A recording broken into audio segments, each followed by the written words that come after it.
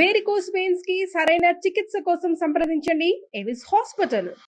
గ్లాసుడైన చాలు నందిని పాలు, కడివిడైన నేమి కల్తీ పాలు. నందిని డైరీ.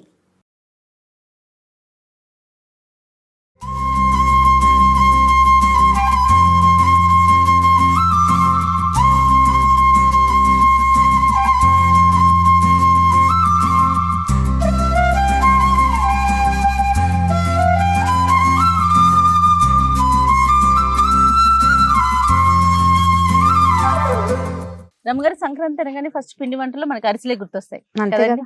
అందుకని చెప్పి మిమ్మల్ని కష్టపెట్టి పొలాలు పోయి అరేంజ్ చేసి ఓకే అరిసెల కోసం మొత్తం పిండి అంతా రెడీ చేయించానండి నేను. Very good. అరిసెలు నేతి అరిసెలు అయితే ఎంత బాగుంటాయి రమ్మగారు, చాలా బాగుంటాయి. కానీ మొత్తం నెయ్యి కాకుండా కొంచెం ఎక్కువ భాగం నెయ్యి కొంచెం నూనె వేస్తే ఇంకా చాలా బాగుంటాయి.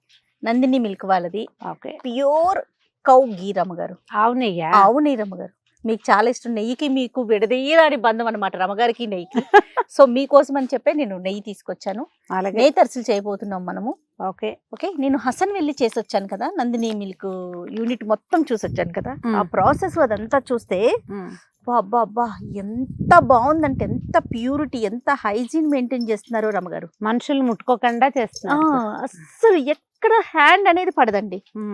మరి వేసేనా నెయ్యి? వేసి జాగ్రత్తగా పట్టుకో.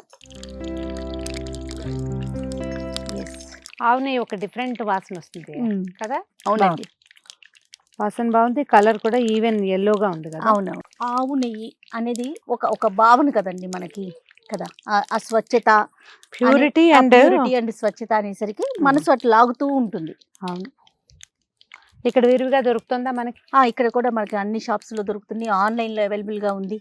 ఓకే. నందిని పాలు, నందిని నెయ్యి, పెరుగు, స్వీట్స్, ఇట్లా దాదాపుగా 32 నుంచి 45 రకాలు ఉన్నాయండి.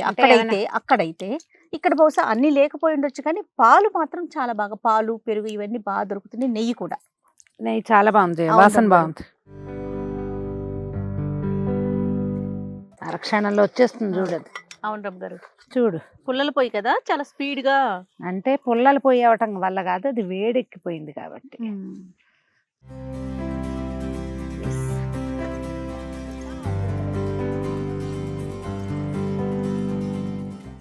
దీనికి ఒక 4-5 చుట్టూతా కూర్చుని, అవును రమ్మగారు, ఒకళ్ళు నొక్కేవాళ్ళు, ఒకళ్ళు వేసేవాళ్ళు.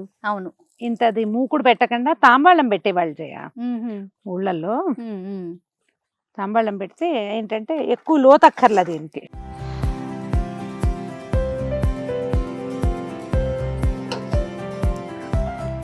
క్షణాల్లో ఇది గారెలకు సరిపడే పాళ్ళం ఉంది ఇది. రమ్మగారు ప్రాక్టీస్ లేనట్టుంది కదా మీకు కూడా. చిన్నప్పుడు ఎప్పుడైనా చూసారా ఇట్లా? చిన్నప్పుడా? ఏమిటి, సుమన్ టీవీలోనే 3 సార్లు చేయించి అలా అడుగుతావా జయ? రమ్మగారు ఇది నేను అడిగేది పుల్లల పొయ్యి మీద. పొయ్యి గురించి ప్రాక్టీస్ లేదని మిమ్మల్ని అంటానికి నాకు ధైర్యం ఉందా అసలు? నేను అనేది అరిసెల గురించి కాదండి, పొయ్యి గురించి. పొయ్యి వంట చేసేవాళ్ళు కానీ పిండి వంటలప్పుడు నాకు వంట చేసే వయసు వచ్చే నాటికి నన్ను అప్పటికి ఇవి మానేశారు మా వాళ్ళు. అదేలేండి. కొంచెం నేను ఎక్కడ చూసేదానంటే మా ఊళ్ళో పాలేళ్ళ ఇళ్ల దగ్గర సామూహికంగా చేసేవాళ్ళు అరిసెలు. ఓకే. మాకు ఒక చాకలు ఉండేది అంకమ్మ. నేను ఎప్పుడు చెప్తాను, నాకు నీళ్ళు పోసిన అంకమ్మ, మా పిల్లల్ని మాత్రం ఒకసారి ఫోటో చూపించండి. అంకమ్మ ఫోటో లేదు. అంకమ్మ చాలా బాగా చేసేది ఇవి అరిసెలు. ప్రతి ఇంట్లో ఇక్కడ ఎవరిదైనా పిల్లలకు నీళ్ళు పోసే పని ఉన్నా సరే పరిగా ఎత్తుకుంటూ వెళ్ళిపోయేది.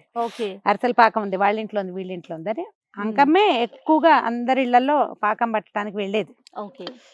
వాళ్ళు చేసేటప్పుడు నేను ఈ పొయ్యి దగ్గర ఆ తాంబూలం పెడతారనేది కూడా నేను వాళ్ళ దగ్గర చూసిందే. ఇప్పుడు మూకిడి కాకుండా తాంబూలం పెడతారండి, పెద్ద పళ్ళేలు పెడతారు. పళ్ళెం పెడితే ఇత్తడి పళ్ళేలు పెద్ద పెద్దవి పెడితే ఒక 3 ఏమో కూర్చునేవాళ్ళు.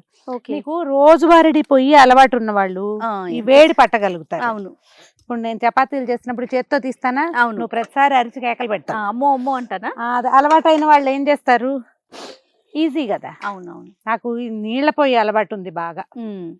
చలికాలం అంతా పొయ్యి వెలిగించుకోవటం మామూలుగా మా ఇంట్లో నీళ్ళ పొయ్యి. పొయ్యి దగ్గర కూర్చుని చలికాగే అలవాటు ఉంది నాకు. కానీ ఆ స్టవ్ల దగ్గర ఎప్పుడు చేసేది ఇది కొంచెం కొత్తగా అనిపిస్తుందా లేదా? తిట్టుకుంటున్నారా నన్ను? అంటే ఇది ఎవరైనా సహాయం చేస్తే ఎందుకు బాగుండవు, ఇలాంటి పనులు గొప్ప సరదాగా ఉంటాయి. అది మనమే చేయాలంటే కాస్త కష్టం, కానీ చేస్తూ ఉంటే అవును అవును వస్తూ ఉంటాయి అంతే. ఇప్పుడు ముగ్గురు ఉన్నారనుకో, ఇలాంటివి ఇద్దరు ముగ్గురు 2 పక్కల నుంచి తీస్తే అవును అవును ఎక్కువ వేయగలుగుతాం. మనం ఇప్పుడు 1, 2 వేస్తున్నాం కదా. అవును. చూడు ఇంత మంటకి 2 వేసేసేయచ్చు. 2 తీసే పంతనం మనకి ఉండాలిగా. అంతేగా. మీరు చేస్తారంటే అరిసెలు ఇంట్లో? సంక్రాంతికి మెయిన్ కొత్త బియ్యం ఉన్నప్పుడు చేసుకుంటే బాగుంటాయి కదా. అవునవునవును. సంక్రాంతికి చేస్తాము. నేను పాకం పట్టి ఉంచుకుని తర్వాత 10 రోజులు పోయాక కూడా చేసుకుంటాను. ఓ, ఈ సంవత్సరం పంచదార అరిసెలు చేద్దాం అనుకుంటున్నాను. బెల్లం అరిసెలు కొంచెం సాగుతాయిగా, అవునవును పంచదార అరిసెలు పళక్కమని విరుగుతాయి. అవును. నాకు ఆ పళక్ ఇష్టం. ఆహా. ఎక్కువ చేయం, కొంచెం చేస్తాం 2 రోజులు తినడానికి. ఇంకంతా నిల ఉంటే ముక్కా చెక్క అయిపోతూ ఉంటాయి అవి. అవును. సో మనం నందిని నెయ్యి వేసి, నందిని ఆవు నెయ్యి వేసి, వాసన బాగుంది చూడు. చాలా అద్భుతంగా ఉంది రమ్మగారు. చక్కటి నేతి అరిసెలు చేసుకుంటున్నాము. మామూలుగా అయితే మనం అమ్మ వాళ్ళు కూడా ఇంటి దగ్గర ఏం చేసేవాళ్ళు అంటే ఒక చారెడు నెయ్యి పోసి పైన నూనె పోసేవాళ్ళు. పూర్తి నెయ్యి ఎందుకనో మాకు చాలా పాడి ఉండేది. బోల్డ్ అని గొడ్లు ఉన్నాయి మాకు. కనీసం 50 పాలగొడ్లే ఉండేవి. అబ్బా. కానీ నాయనమ్మ అనారోగ్యం అనేవారు పూర్తిగా. అందుకని మాకు నేతి గారెలు, నేతి అరిసెలు, పూర్తి నెయ్యి వస్తువు లేదు. అన్నాల్లో భోజనం చేసేటప్పుడు వేసుకోవటమే తప్ప కాగిన నెయ్యి అరుగుదలకి రాదని ఒక నమ్మకం. అదే పెద్దవాళ్ళకి అట్లా ఉంటుంది కదా. అవునవును. మా ఫ్రెండ్ నిర్మల్ అని ఉండేవారు కదా, ఇప్పుడు లేరు.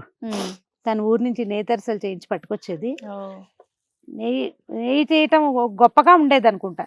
నేనేమనుకుంటానంటే నెయ్యి మనకి కొత్త కాదు, కాకపోతే అది హెల్దీయా కాదా, సూట్ అవ్వాలిగా. సూట్ అవ్వాలి. పెద్దవాళ్ళకి కొన్ని భావాలు ఉంటాయి. అవును.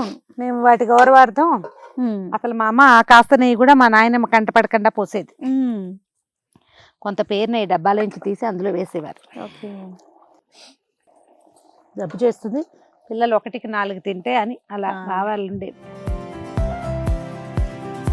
కొంచెం పచ్చాలు ఎక్కువ. పాపం పొయ్యి ముందు కూర్చున్నారు, మీకు ఎట్లా అనిపిస్తుంది? కానీ నాకు మాత్రం భలే సరదాగా ఉంది రవ్వ గారు. అంటే నేను చెప్పా కదా, ఇవన్నీ ఎవరైనా ఏర్పాటు చేస్తే మనకు సరదాగానే ఉంటుంది.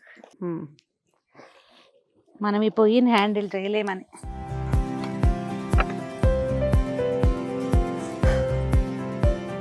రమ్మగారు అరిసెలు ఇంకేం చేస్తామండి? అరిసెలు అయితే నాకు తెలుసు బాగా. తెలంగాణలో సకినాలు చేస్తారు. మనమేమో చక్రాలు, చెక్కలు, జంతికలు, చెక్కలు, చేగోడీలు. అవునండి.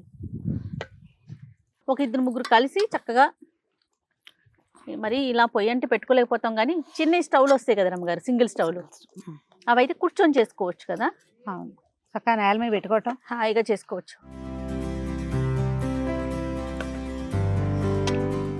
రమ్మగారు అరిసెలు ఇష్టమా మీకు కొబ్బరి బూరెలు ఇష్టమా? అసలు కొబ్బరి బూరెలు పెద్ద నచ్చవు చేయను. అవునా? తూచి రమ్మగారు, నాకు ఎంత ఇష్టమో కొబ్బరి బూరెలు అరిసెల కన్నా. నాకు అరిసె ఇష్టం. కొబ్బరి బూర అంటే కొంచెం మెత్తగా అట్లా అనిపిస్తుంది, అదొక ఫీల్. అంటే కొబ్బరి బూరలో ఒక ఖాళీ వస్తుంది చూడు, హాలో, అదేమిటో ఎక్కదు చేయాలి. అట్లా రాదు రమ్మగారు, అట్లా రాదండి. ఏమో మరి ఇట్లా బొంగలాగా వస్తుంది కదా అది, ఆ బొంగలో లోపల గ్యాప్ వస్తుంది. ఏమో మరి అమ్మ చేస్తారు కదా, అస్సలు రాదండి. ఏమో ఈసారి తీసుకొస్తాను ఆగండి నేను. మా ఇంట్లో మా కొబ్బరి బూరెలు పెద్దగా తెలీదు. మా విద్యకయ్య మున్సిపల్ స్కూల్లో జాయిన్ అయ్యాక అక్కడ ఫ్రెండ్స్ క్రిస్మస్ కి చేస్తారు జయ మా వైపు, ఎందుకనో అలాగా తెలీదు. కానీ అక్కడ వాళ్ళ దగ్గర చూసి తర్వాత విద్యకయ్య చేసేది, కానీ ఏమిటో నాకు. పండక్కి ఒక వారం ముందు నుంచి మొదలు పెడతారు కదండి పిండి వంట ఇవన్నీ.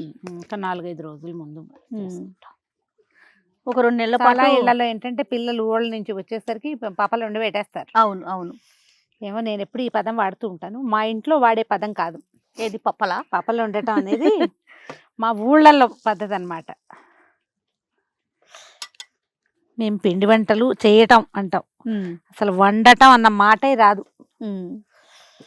పిండి వంట చేయటం. నువ్వు హసన్ 3 రోజులు ఉన్నావు కదా. అవును రమ్మగారు. నందిని వాళ్ళు 3-4 నెలల నుంచి నేను హసన్ వెళ్తాను చెప్తూనే ఉన్నావు. మొత్తానికి డిసెంబర్లో వెళ్ళినట్టున్నావు. అవును రమ్మగారు. ఎలా ఉంది జయ ఫ్యాక్టరీ చూస్తే ఎక్స్పీరియన్స్? నేను ఇక్కడ చాలా అంటే నార్మల్ గా ఊహించుకున్నాను, నేను ఎప్పుడు చూడలేదు రమ్మగారు. మా ఆయన ఎప్పుడు చెప్తాను, నేను పాల్ ఫ్యాక్టరీ చూసాను, విజయవాడలో పాల్ ఫ్యాక్టరీ చూసానని. నేను ఎప్పుడు చూడలా, అంత ఊహించుకోలా. అది ఫ్యాక్టరీ కాదండి, ఇండస్ట్రీ. బా. లక్షల టన్నులు రమ్మగారు. ఆ, నేను అసలు ఇక్కడ ఇది మాట్లాడాలి అది మాట్లాడాలి, ఇన్ని డ్రెస్సులు అన్ని డ్రెస్సులు మేకప్ కిట్లు ఎన్నో వేసుకెళ్ళిపోయా. ఆ. నోరు ఇప్పటాకు లేదు రమ్మగారు. ఎందుకో తెలుసా, ఏది ఆపటాకు లేదు, ఏ మిషనరీ. ఓ. అన్ని లక్షల టన్నుల్లో అక్కడ ఇదవుతోంది అనమాట. అంటే మనం ఏది ఆపినా ప్రొడక్షన్ ఆగిపోతుంది. అదే అదే. మొత్తం చూసొచ్చాను. నాకు బాగా నచ్చింది హైజీన్ అండి. ఎంత క్లీన్ గా ఉందంటే బాబా మాటల్లో చెప్పలేం. నీకు అలాంటివి లేకపోతే ఆ.